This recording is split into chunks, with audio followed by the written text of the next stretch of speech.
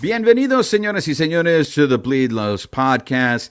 This episode of the Carne Asada is brought to you by BetOnline. Basketball's back, and BetOnline remains your number one source for all your sports betting needs this season. You'll always find the latest odds, team matchup info, player news, game trends at BetOnline. And as your continued source for all your sports wagering information, BetOnline features live betting, free contests, and giveaways all season long. It's always the fastest and easiest way to bet on all your favorite sports and events, whether that's the NFL, NBA, NHL, MMA, tennis, boxing, or even golf. So head to betonline.ag to join and receive your 50% welcome bonus with your first deposit.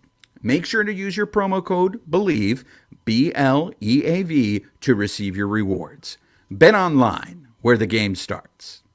And joining us on the Carne Asada is three-time Manager of the Year and the author of a new book called The Book of Joe.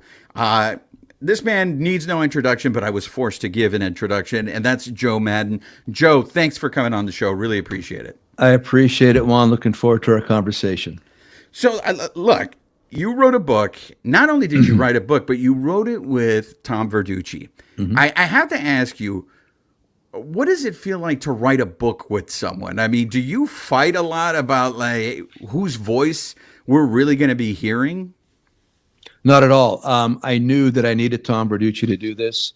Even in the beginning, our literary agent, David Black, told me, listen, when you see all this come together, understand it's not going to be completely like you had said it, that Tom has to be able to work different things into it, and then eventually it comes out the way it came out. I couldn't have been happier. Of course, those are my words. Of course, those are my thoughts. I recorded over 100 hours of audio that I gave to Tom, and then had my wife's sister, Louise, transcribe it. And then he would take that along with Sean Desmond, the head of the publishing company, 12, and David Black.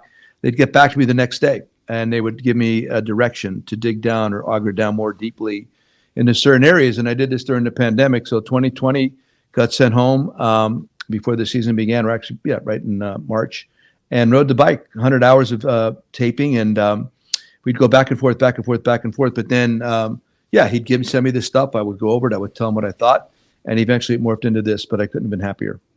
I mean, you always seem to me, listening to you speak in interviews, like you were a very philosophical person. So when you sat down and you said you recorded this, were you just really just stream of consciousness? Yeah. Or did you have something what was the process of actually recording and deciding what you wanted to put in the book? I went chronologically. So I just started like back when I was a kid and tried to move it up to present day. And I found out that I was much better moving as opposed to sitting down. So that's the bicycle. So I'm in this huge RV park, really big circular RV park. I get on a bike, and it was hot. It was the warmer months of Arizona, and I put that thing in my pocket, the dictaphone. Here came the cord up here. I taped that, clipped onto my necklace, and I would go. And I just felt, like you say, a stream of consciousness. I was able to really recall events, moments. I've always been able to do that, but it was really, really kind of interesting the way I was really able to dig down more deeply with direction.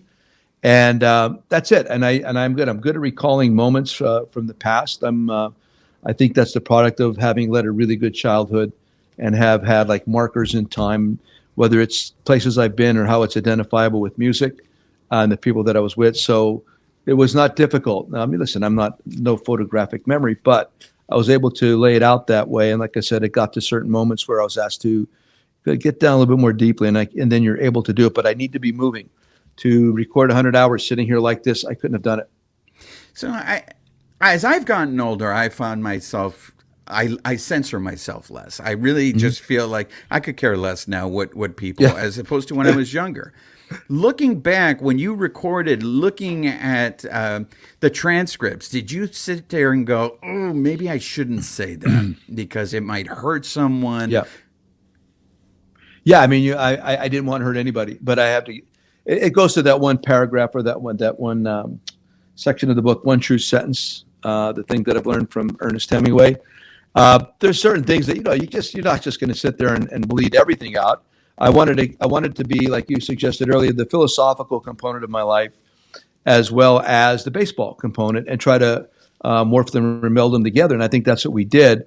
So there's certain things, there's certain things in our life that you want to keep it. It's between you and other people. We all have that moment, but overall, I wanted it to appeal to, of course, baseball folk. I wanted to appeal to leadership.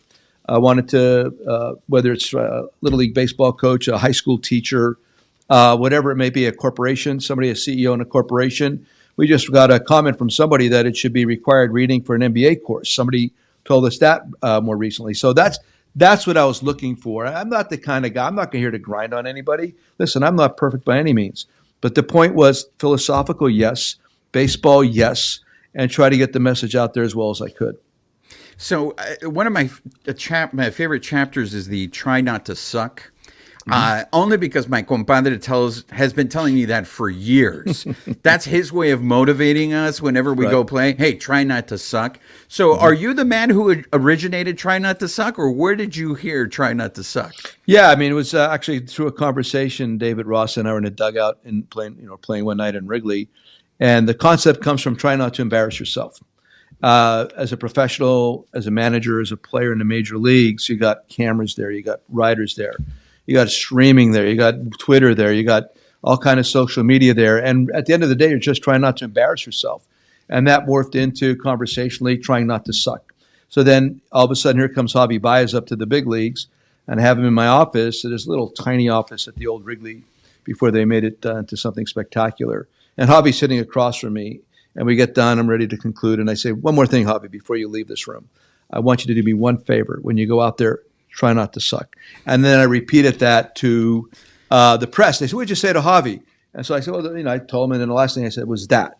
And that's where the legend began, to the point that we've had a trademark. Jay and I have had a trademark. My wife and I, it's on T-shirts everywhere. That made a ton of dough for our foundation. And that it turned into, we did not suck at the conclusion of the World Series. So it was about, and think about it, you don't want to embarrass, nobody wants to embarrass themselves. So we're really trying not to suck. Wow. So did you have the idea for the podcast all along, or was that a tie-in that you guys wanted to do with the book? Do you enjoy doing a podcast? Yeah, what happened was, I got a lot of inquiries to do media after I was let go by the Angels, a lot of TV stuff and whatever, and that would require a lot of travel. That would require putting a suit on. That would require a lot of things I didn't want to do right now. But again, we talked about it earlier, through the technology that's available to us now. I'm sitting in my back room here. I'm looking out over the 8th hole of my golf course. There's a squirrel over there eating my bird food. And this is where I'm talking to you from. So I like this setting. It's something where I could get the message out via technology in this particular situation. I did like it. Here's the thing. I do want to get back into the game. And for me to get back, I need to keep my dialogue going. I need to remain contemporary with what's going on. I need to know what my thoughts are. If you don't, they'll become dormant. And then once they become dormant, you could start them up again, but it takes a while to kickstart it. And for me, I like to work with a dimmer switch and not an on and off switch. So this is the dimmer switch, is to be able to, this time after being let go by the Angels, to remain attached somehow and keep the dialogue going somehow without totally shutting it off, which I think will then permit me to jump back in when the opportunity arises. You mentioned that you want to get back into the game, and you have this way of staying modern. I had to ask Joe, it's not like the way you were let go by the Angels, I thought was wrong. But I think the thing that's classy about you is, like, it's not like this is the first time it's happened for you. Right. You've left other places. How do you suppress the emotion of it and realize, hey, I got to be careful, because whatever I say now may catch up with me in the long run and might prevent me from getting another job? Correct. But I can't worry if I'm telling you what I think. Tell me what you think, not what you've heard. That's a part of the book. So I don't want to work anywhere else under false circumstances or pretenses. So the book and all these things that I'm doing, I think is very transparent regarding how I feel and what I think. So the next opportunity I get would be with somebody that I want to be aligned with philosophically emotionally, mentally, baseball-wise, however you want to describe it. And that's it. So, yeah, you could preclude you from getting opportunities, but I don't want those opportunities anyway. I want to believe, with the Astros winning and Dusty at the helm and the way the industry operates, people are going to recognize that. And I know Dusty well, and Dusty obviously would listen and he will incorporate, but Dusty's also going to manage in a way that he had learned for many years and the people that he had learned from.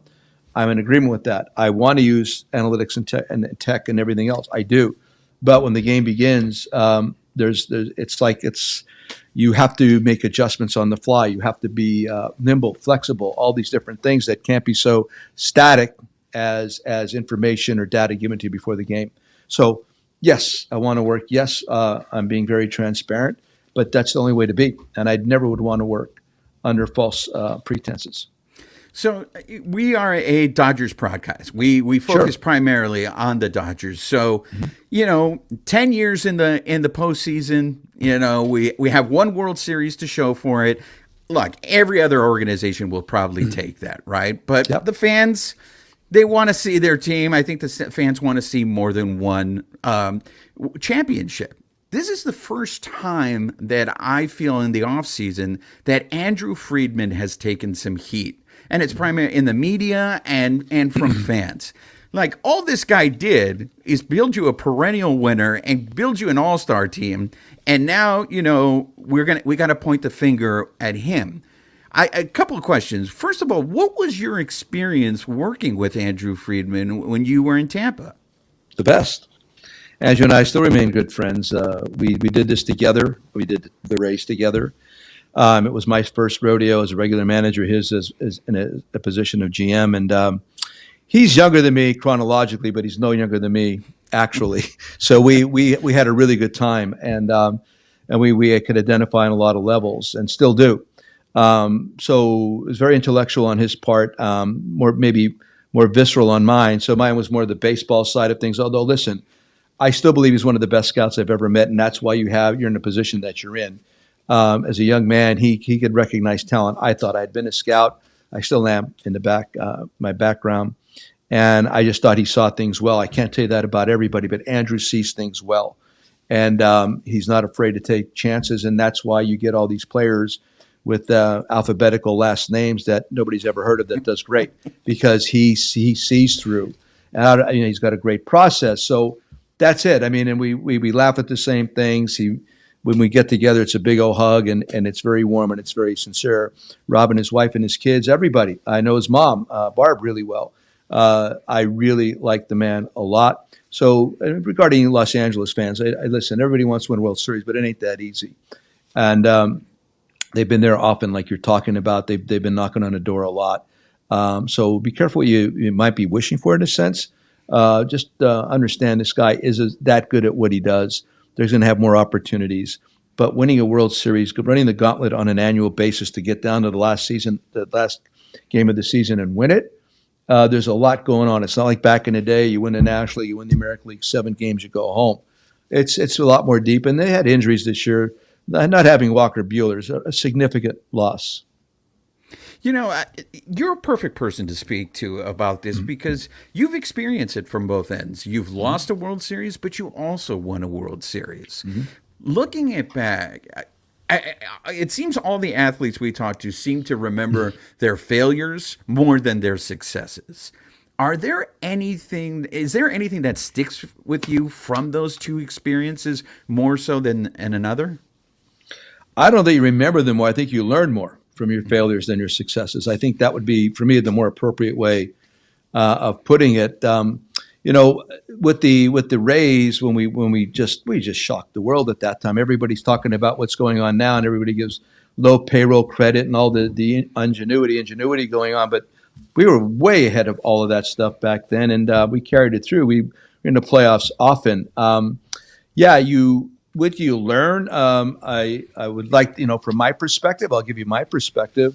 You'll learn to trust yourself is a lot of it. You learn to trust your instincts a lot. You learn to, and I've always thought I've been good at, to listen and be open and again, flexible and nimble. You have to be all those things. And it's just reinforced. But the major thing, and I'm sure Andrew feels the same way, that you've learned is that more than anything, trust your instincts, trust your process, because it does work. It does work, and it's not going to work all the time. The other teams are good. You're gonna sometimes it's just not going to play your way. The baseball gods have this weird way sometimes giving you the inches and sometimes not permitting you those inches. It's not a razor thin, it's a laser thin line between winning and losing on a major league level: football, baseball, basketball, etc. So learn to trust your instincts, believe in what you believe in, trust your process. That's what I've learned, and I'm still there. I mean, I do trust my process. I know where I've come from, and this book helps other people that think that I just showed up in 2007 or 6, and all of a sudden the Rays became successful, and all the stuff that I had gone through to permit me to think in the way that I do. Just right now, to talking to you right now about this stuff, it was a long road, and I'm grateful for the struggle, which also is presented in the book. So I think your process is validated, and you might learn where you have to tweak some things a little bit, but for the most part, when your process and your instincts are validated, it's a big confidence builder. You know, we've had a lot of former players on the show, and they all seem to be telling us the same thing. When we ask them the question of, like, why does it seem that the Dodgers just can't get over the top when it comes to the postseason? And they all say the same word. They always say, hey, man, baseball is just random. And if that's the case, you know, sometimes, like you said, the baseball gods just, things don't go your way. But how do you then attribute the success an organization like the Astros have, where they were in the World Series 4 out of the last 6 years? It doesn't seem to be anything random about that. No, I think their pitching has a lot to do with that. I mean, and of course, the Dodgers have had really good pitching too. Possibly part of it is the makeup of their minor leagues, how their replacement parts: Springer gone, Correa gone, Pena in. McCormick comes from right down the street here in Pennsylvania, Millersville. I mean, come on. I mean, that's, to me, the nobody talks about that enough, and everybody's worried or interested in signing these sexy free agents. But to scouting and development is where it's at. That's where it's at. To have the scouts where you could replenish your system and create an inventory based on homegrown talent that learn to play the game the way you wanted to play the game, where you're not breaking down poor mechanics or bad habits that they've accumulated somewhere else, or maybe base running wasn't as important. Maybe hitting the cutoff man wasn't as important. Maybe moving a runner from second to third wasn't as important, and you're trying to bring them together. And then you think that you're going to change the way somebody thinks when they're 28, 29, or 30 years old, just because you brought in the spring training, you start emphasizing this. Not true. A lot of this stuff is like when we were all kids, and a lot of the way we are today was built in way before we even realized it. And that's what's happening here. So when you could, and that would be the thing, given an opportunity to really put something together, which I would love, I would really start with scouting and development primarily, and build this mega beautiful way of teaching the game, a glut of really good players, and then take it from there. And that's why Houston's been good, because these guys have grown up, they've known each other, they like each other. Not unlike back in the day, like Baltimore, even the Dodgers back in the day. I'd like to see more of that, and free agency kind of probably nips that in the bud a little bit. This is a long answer, but I think it comes down to scouting and development. And so we're going to wrap things up. You've been very generous with your time, Joe, but I have a couple of things that I want to end with. Sure. Some things that I discovered about you. So you're a Mark Twain fan. Sure. Am I correct? Yep. Mm-hmm. So what is it, people equate, look, I read Huck Finn when I was a kid in high school, and I have to say I didn't think it was hilarious, but he is considered to be the humorist of his time and of history. I do love his quote of the coldest winter I ever spent was a summer in San Francisco. I thought that was great. What is it about Mark Twain that you love so much? There you go. I mean, just the common sense to weave words in a way that's slightly humorous but absolutely pertinent. Like, one of my favorites with him is, and I'm really attached to it, is the difference between the right word and the wrong word is like the difference between lightning and the lightning bug. I mean, that to me sums it all up. And it's a lot of the Twainisms. Listen, I didn't read a whole bunch of his books. I've studied more and I've read more about quotes and just different things that I pick up. It's not like I sat down and read all of his books because I didn't. Like you said, it's be tough to get through. But his ability to cut to the chase and bring humor and a real vision in a couple words, to me, that's really pure talent and artistry. And I would love to sit down with that man. One of those guys. Who would you like to sit down and have dinner with or a drink with? He's one of them. Branch Rickey's another one of them. Pat Conroy recently passed away. Author, one of them. I mean, these are the guys that really have turned me on. Bruce Springsteen, I haven't met Bruce yet, but his music really influenced me when I was at Lafayette College. And I wish Led Zeppelin would just get back together for one concert that I could attend. And Luciano Pavarotti passed away too soon. I missed him.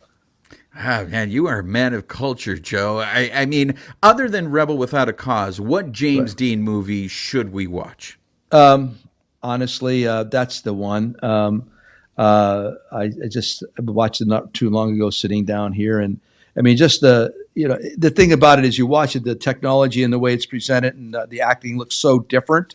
But you could just see how into it this young man was at that time. And the fact, always when our icons die at such a young age, forever young, that's who he is. And that's how you remember him. And then for me, I talked to you about this before. I just happened to realize years ago, February 8th is his birthday. And of course, that's mine. So that's my attachment to him. They love fast cars, all this stuff right down to the point that was his demise. So I'd say Rebel Without a Cause. I mean, that sums it up. And back in the 60s or actually in the 70s, I always thought I was a nonconformist in a conforming society. And I think that was the attachment. If baseball wasn't in your life, Joe, what would you have done? Well, I really sincerely believe I would have gone to Cornell if I had a chance to go to Cornell possibly, and they have a school of hotel and restaurant administration, and that was always really exciting to me too. I just like the food business and the hotel. But I thought right now, if I wasn't doing this, possibly running a resort, either in the Mediterranean or the Caribbean, one of those two places. If I could be running a resort there and just hanging out and just greeting people and being part of that vibe, I can deal with that. Wow. Well, the resort world's loss is baseball's gain, Joe. And we're going to end the show the way we always end the show here. Not only are we about the Dodgers, we're about Los Angeles, but we're about taco culture here. You were here, with the Angels. We need to know, what is your favorite taco and where did you go to get that taco? Oh, the place in Seal Beach. Gosh darn it! It's right on by the pier there. Gosh darn it! My kids, I should take them there all the time. Can we please? It's right off the pier in Seal Beach, right down Main Street. You make a left. It's right. That's the place. We got to look up the name. You're gonna make me go to Seal Beach now and then just go walk up and down Main Street is what you're telling me. You just go down the Main Street. You make a left right there when it dead ends, and 2 doors down, this Mexican restaurant that was my favorite. But in Arizona, in Mesa, was Los Dos Molinos. They had New Mexican styled enchiladas. It wasn't Avila's, was it? No, it wasn't El Ranchito. No, not El Ranchito. No. Listen, brother, you got to look this up. It's right there. I'll text somebody afterwards. Okay. My kids, the best. They had their own homemade chips that were like big rounded ones. Deep fried. Just almost broke them like a host, like a priest would do before communion. And that was their chips. God, it was so good. It's not taco surf, is it? Was it a fish taco? Is that No. I just like a good. I mean, I love pork and anything. Uh-huh. I love chili verde and anything. That's always been my go-to. So, are you more carnitas or al pastor? El pastor. See. All right. Yeah, there yeah, we go. Yeah, okay. Fabulous. Well, Joe, we can't thank you enough for stopping by. I thoroughly enjoyed this conversation. I feel you're the kind of guy that you could literally have a conversation about whatever subject. And I can't wait to see you get back into baseball. We saw Bruce Bochy. We see the success that Dusty Baker. And I feel like you were ahead of your time in the sense that you embraced the data that that these front offices have been in. And to me, it's like that information's always been around. I don't know where all of a sudden it became this emphasis of, oh, we're spending too much information. We've always had that information. Right on, brother. I mean, everybody's acting as though baseball cannot survive without this method. If you subtracted every analytical piece of information there is and went back to the advanced scout, the scouting departments, player development, it did all that, I promise you the best team's still going to win, and it's going to be a little bit more entertaining because the whole game's going to be played and not just a micro of the game. Well, again, thank you, Joe. Best of luck with the book. Everybody, thank you, brother. The Book of Joe, and then also his podcast. You get to hear all this stuff. And then we're going to figure out this taco place that Joe's talking about. How do I?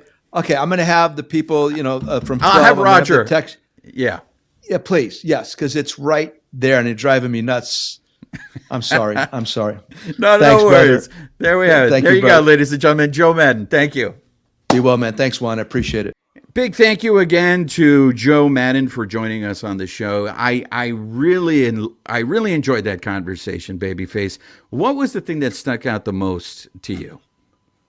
I mean, just hearing Joe. I mean, he's down to earth guy. He's been in this game for a long time, and kind of hearing some of those things that we've heard about the game. The randomness. What it takes to win. What kind of sticks out to a manager? World Series winning manager, right? And Joe Madon. What kind of he remembers. What he takes from his losses, and winning the World Series, and just all that, I mean, I thought he was great, and rooting for him, get back in the game. I think, the game needs, more guys like Joe Madon in the game. You know what I thought was interesting, and we didn't even get into the fact that this guy spent 15 years in the minors, right? Mm-hmm. So not only that, and then when he got the Rays job the year before, it's not like he inherited a great team. The year before, the Rays had the worst record in baseball. And the next year he had him in the World Series. I mean, we all saw what he did with the Cubs. The fact that, the Cubs hadn't won a World Series in 108 years. And then Joe Madon comes along and the Cubs win the World Series. It's in his book, so I strongly encourage you guys to read the Book of Joe. But he goes into what happened with the Cubs in terms of after they won the World Series, why didn't things work out? Look, I'll say this. I mean, Dave Roberts has not done anything contrary to what a lot of people feel. I don't think Dave Roberts has done anything to lose his job. But if Dave Roberts, we always ask the question, you always ask this, Babyface. Okay, if Dave Roberts, then who? I think Joe Madon would fit in very nicely as a manager of the Dodgers. And honestly, I didn't get a chance to ask him this and because we ran out of time, but I feel like he has Dodger connections because he was on that staff with Scioscia. And that coaching staff, when the Angels won the World Series, was mainly all Dodger players. So if you guys are worried about, the Dodger way, I feel like Joe Madon was indoctrinated into the Dodger way. What do you think? Yeah, and we mentioned it too. He has that connection with Andrew Friedman. He talked very highly of Andrew Friedman. Not saying anything, about Dave Roberts. Dave Roberts is the manager, but I actually thought when Friedman came and then Maddon was gone, right? They were going to pick their guy. I actually thought Joe Madon was going to be the guy that was going to come over, but he was still in Tampa Bay, and it wasn't until the next season that he got the the Cubs job. But at that time there was some rumblings like, hey, maybe it's going to be Joe Madon, but right. I remember that. And then he ended up going with Doc. So there is that connection. It is interesting. I mean, you never know what happens in baseball, and Joe Madon is looking for a job, and you don't know. It doesn't look like he's going to get a job this year because there's no openings right this year. Yeah. So you never know what's going to happen down the road. But Joe Madon, he uses the analytics, but as he said, you got to also use your feel, right? Your feel for the game. And I think that's something that I think a lot of Dodger fans kind of would be open to. They don't really want to see that by the script, which we think is happening. And they may say it's not happening, but we kind of seen it, in managers like Dusty Baker, that they use the analytics, but they also go with that feel for the game. Did that surprise you, that analytics? Because I always felt that he embraced the analytics, right? But the answer that he gave us didn't seem like he embraced it. I mean, what did you think of that? Yeah, I mean, I think he like we were discussing this. He kind of knows. Okay, if this player is killing, if that's killed us or killed this pitcher. He kind of knows that's the analytics, right? Like it's been there, but yeah, I mean, I think every manager has to kind of embrace the analytics in today's game, right? It's like I don't think if a manager said, "No, what I'm not using any type of analytics," it's probably not going to work, right? So I think he's taking takes what he can take. If I can take this part and use this bit and use this bit, but I think a lot of his managing is still by feel and kind of his gut feeling of how the game is progressing. I think you bring up a very good point. Can you think of any organization that doesn't use analytics in today's game? No, I mean, there's every team. I mean, like the thing with Bochy just got back into the game, right? And I don't think Bochy is a high analytics guy. Right. I think he's more of that type of feel guy. And it was interesting because when he supposedly retired, right, from San Francisco, and he just got a new job, I think there was something more to that. I think that's kind of when Farhan took over, and they, Farhan, big. You think he was guy. Forced out? I think it was kind of more of something like that. Like, hey, you know what? We're moving in a new direction. Retiring sounds better than getting fired, right? Yeah. Especially Bruce Bochy, right? So I think that might have had done something to do with it, and let's see how he does in Texas. Let's see. Texas still has a lot of work to do, especially in that division. But Bruce Bochy, let's see what he can do there. It's interesting that you mentioned that about Bochy being forced out. That's how I always felt about Lasorda. After Lasorda had the heart attack, I felt like that was a perfect time for them to sever ties with him and use his health as an excuse, because there's no way, if the Dodgers fired Tommy Lasorda, that was going to be a PR nightmare. And I don't think Lasorda was going to willingly leave that position. Like, I don't think that guy ever wanted to retire. So I always thought, okay, well, now the health situation is a perfect way for the Dodgers to, I mean, by then he had already been managing for 20 years. And how many times do we hear that, teams need to hear a new voice?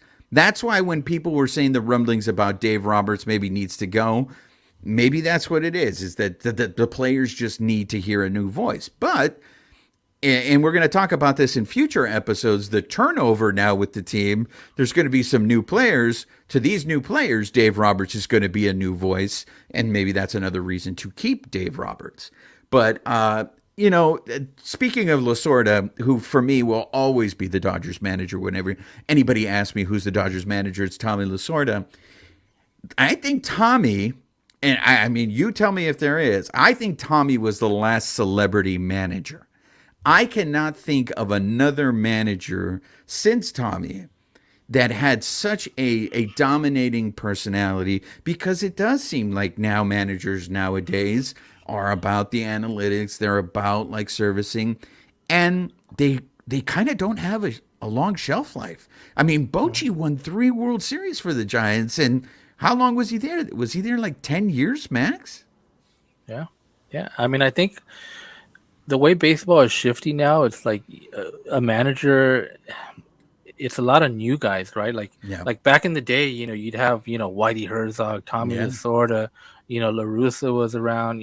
It was kind of these same managers, but now it's like, hey, let's try a new guy, right? Let's try somebody new. Like the Marlins they're going with Skip Schumacher, right? Like it's just something new. He's been in the game, right? But let's try something new.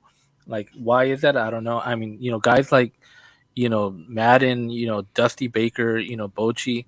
I mean, they're kind of a dying breed, right? Like, I mean, as far as Dusty Baker, I think Dusty Baker has a very outgoing personality. He's still one of those guys that people love to listen to and hear him speak. He's kind of got that celebrity moniker. I would think he's not out there like Tommy Lasorda, obviously, right. But I think he's somebody that people want to hear so many people were rooting for Dusty Baker, right? Yeah. Unfortunately, he's with the Astros, right? But so many people were rooting for him to win and finally get over that hump. So something like that. But real quick, when we were talking about Roberts, were you surprised to see that he's in the top 3 for the Manager of the Year? I was because I felt it's kind of like the Phil Jackson effect for me, where it's just like every year he's in the championship and he was never really given serious consideration for Coach of the Year, because I think the success was just taken for granted, in the sense that, hey, you got an all-star team over there, you should be winning. So we're going to reward you for what you should be doing. It almost seems to me like that Manager of the Year award is basically who has the shittiest team and can overachieve the most, and then that's who's the Manager of the Year. But there's a lot of stuff that Roberts, and we've heard this from people. I think what people think Roberts does really, really well is manage the personalities in the locker room. And that is actually part of the game. You got to get, I mean, who else can get these guys to buy into the fact you're not going to play every day? They have players on that team that felt that they should be playing every day. So I was very surprised by that. Yeah, I was surprised too, because like you said, they have an all-star team, and people are saying, "Oh, this team should just be able to go out there and win," right? But it's not that simple, right? Even you have a lot of egos. You have Mookie Betts, Freddie Freeman, all these guys that they want to do their thing, right? But Doc is the one that kind of keeps that together. And hey, you know what? You're going to take time off here. You're going to play here. You're going to do this. I don't think that it's that easy. We kind of saw it with the Padres too, with when they got Soto and those trades. It took them a while to really start playing together. It's not that easy. Hey, you put a bunch of superstars together, and they're going to go out there and perform. It's not that easy. So I think that's one of the reasons that they saw it this year with Dave Roberts. And I was surprised Rob Thompson wasn't in there for the Phillies, right? Because who is it? It's Snitker, Dave Roberts, and who's the third? Go ahead and look it up, and I'll vamp. But I think you have a very interesting point there, in the sense of that guy Thompson for the Phillies. But the Phillies the Phillies got hot, I guess, at the very end in order to get into the playoffs, but they really never had a dominating stretch. And I think once they fired Girardi, I think there was no expectations. Honestly, I don't think anybody even acknowledged the job Thompson was doing until the Phillies got into the NLCS, until they got into the World Series. Did you end up finding it? Yeah, so it's Snitker, Roberts, and Showalter. So it's 3 teams that you kind of expected to win this season, right? Yeah. It's not really that guy that like took a team out of nowhere and got him into the postseason. Now, of course, it's regular season that has nothing to do with the postseason, what happened in the postseason. But like I said, Thompson could have been a guy that he took a team from the Phillies. Obviously, he got him into the playoffs, and like I said, what they did in the playoffs, that wasn't in consideration. But yeah, I'm kind of surprising that those were the top 3 guys. You kind of expected those teams to win this year, right? Yeah, I mean, we need to find somebody who has a vote in that so they can explain to us, because I never, especially when it comes to managers, it's like, what are you looking for? What is the criteria in order to get them to qualify? Because if it's just based on records, then it should be the 3 guys that are nominated this year. I mean, that's what we do with the players, right? With the players, we can look at their numbers. So what's the criteria for managers? When you look at the American League, it was Francona, Brandon Hyde from the Orioles, and Scott Service from the Mariners. So the Mariners kind of, they did something they haven't done in a while. The Orioles were kind of in contention right to the very end. So you can see that. But that's more my theory, right? Yeah. With the Orioles. Nobody expected anything from the Orioles. And because they contended, it was like considered a miracle in many baseball circles. Like, wow, look at what the Orioles are doing. So I don't know what the criteria is. And even with Francona, the Guardians, I didn't think that they were going to win that division, right? Or everybody had picked the White Sox from the beginning of the year, right? I know I'd picked the White Sox. Yeah, I picked the White Sox. And I only picked the White Sox because all my friends are from the south side of Chicago, because everybody knows I fucking hate La Russa. So I need to have my head examined for that pick. But anyways, So, Joe Madden got back to us for those of you listening to the show, and we know the name of the taco place in Seal Beach that he was talking about. It's called El Burrito Jr.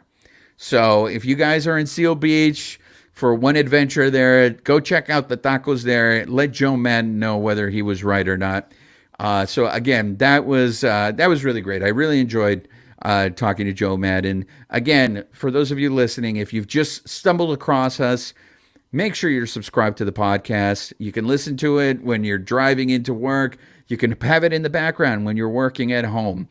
If you want to watch our beautiful faces, subscribe to the YouTube channel. You can watch all past episodes on there. We also even put in some other little one-off videos on our YouTube channel. So look, we're going to give you Dodger content, right? That's the main focus. But we might throw off some one-off episodes where we have some different guests, somebody like Joe Madden. So continue. Please help us spread the word. Get people to find out about the Bleed Lows podcast.